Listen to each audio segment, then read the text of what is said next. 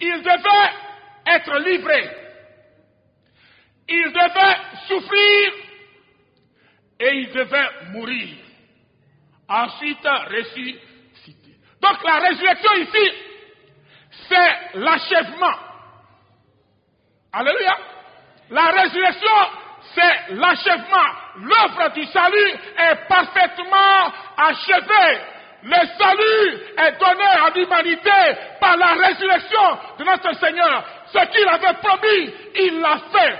Il était venu, pas pour être servi, mais pour servir. Il était venu, pas pour être adoré d'abord, mais il était venu pour souffrir. C'est dans le serviteur souffrant. Le salut est acquis à l'humanité par l'incarnation, par la souffrance, par la mort et la résurrection de notre Seigneur. C'est là le fondement de notre foi. Et quiconque croit ne meurt plus. Quiconque croit ne meurt plus, mais il reçoit le salut éternel. Gloire à Dieu. Amen. Il n'y a plus de condamnation. Plus de condamnation pour tous ceux qui croient.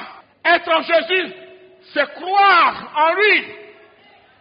Croire en lui, il est la vérité. Gloire à Dieu.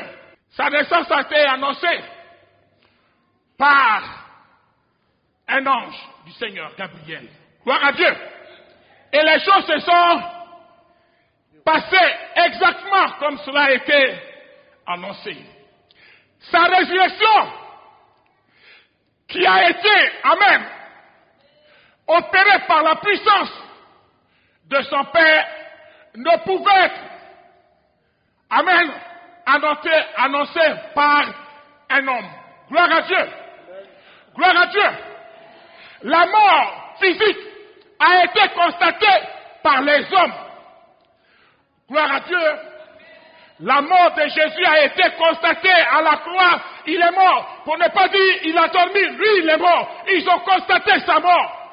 Les huissiers étaient là pour faire le constat.